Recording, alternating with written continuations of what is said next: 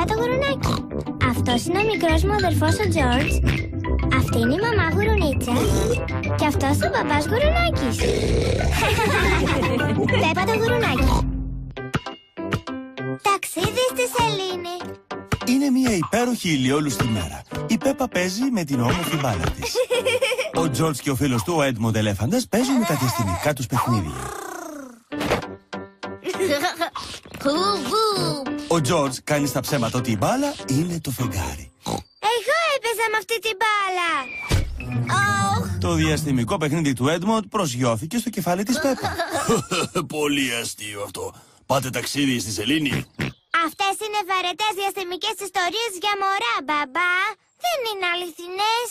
Μα το διάστημα είναι αληθινό, Πέπα. Και υπάρχουν αληθινοί πύραυλοι που πάνε στη σελήνη. Στο μουσείο έχει μία έκθεση για τη σελήνη. Πάμε να τη δούμε. Ναι. Και θα πάμε στα αλήθεια στο φεγγάρι. Όχι, μικρή μου Πέπα, δεν θα πάμε στο φεγγάρι. Θα πάμε στο μουσείο. Ωραία. Εδώ είναι το μουσείο. Γεια σε όλους. Θα δείτε την έκθεση για τη σελήνη. Ναι, μαμά Κουνέλη, 5 εισιτήρια. Ορίστε. Καλό ταξίδι στο φεγγάρι.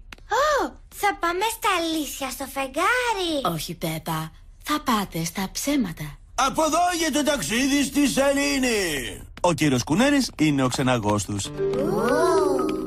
Έτοιμοι για απογείωση? Στα ψέματα το κάνει, έτσι. Ακριβώς, Πέπα, είναι ένα ψεύτικο ταξίδι. 5, 4, 3, 2, 1, εκτόξευση. Ζούμε σε ένα πλανήτη. Ξέρει κανείς πώς ονομάζεται? Γη.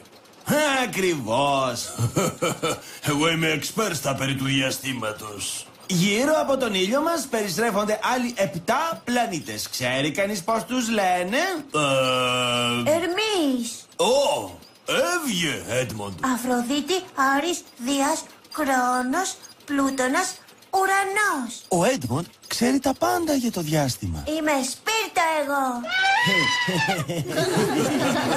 Ξέρει κανείς από τι είναι φτιαγμένοι οι πλανήτες? Μα είναι όλα από χαρτόνι. Οι μακέτες είναι από χαρτόνι. Οι αληθινοί πλανήτες αποτελούνται από πέτρα, πάγο και αέρια. Μα το φεγγάρι είναι φτιαγμένο από τυρί. Όχι, είναι φτιαγμένο από πέτρα και η ξενάγησή μας εδώ είναι σοβαρή, παρακαλώ. Δεν θέλω αστεία ούτε χαχανιτά. Φτάσαμε! Η σελήνη! Είναι ψεύτικη η σελήνη όμως, σωστά? Ναι! Αν ήμασταν στην αληθινή σελήνη, θα πηδούσε σως στο κεφάλι μου. Αλλά ποιος ξέρει γιατί πηδάμε τόσο ψηλά στη σελήνη? Βαρύτητα. Ακριβώς, Έντμοντ. Η βαρύτητα μας κρατάει στο έδαφος. Είναι μικρότερη στη σελήνη, έτσι πηδάμε πιο ψηλά.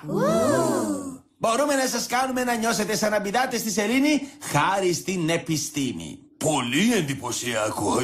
Και πώς το κάνετε αυτό? Με ελαστικούς σημάδες. Όλοι δένονται στους αντιβαρυτικούς σημάδες του κυρίου Κουνέλη.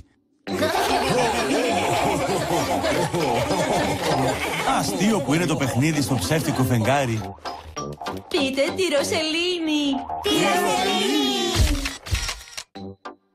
Και εδώ τελειώνει η ξενάγηση. Ελάτε παρακαλώ. Έχει δέντρα στο φεγγάρι. Όχι. Έχει αυτοκίνητα μήπως? Όχι. Έχει φεγγαρομαγαζιά? Όχι, αυτό θα ήταν ανόητο. Περάστε στο φεγγαρομάγαζο. Έχουμε φεγγαροχάρτες, βιβλία και μια φωτογραφία με γουρουνάκια και ελεφαντάκια στο φεγγάρι. Δείτε, να είμαστε. Χοροπηδάμε στο φεγγάρι. Έχουμε και φεγγαρόπετρες. Το κουτί τους περιέχει μάλιστα και μια εικόνα της σελήνης. Μήπως θέλετε αληθινό φεγγαροτήρι? Πόσο κάνει η μαμά Κουνέλη? 5 ευρώ, μπαμπά. 5 ευρώ. Είναι για καλό σκοπό όμως. Μ' αρέσει το φεγγάρι τώρα γιατί είναι πολύ ενδιαφέρον. Και πολύ νόστιμο.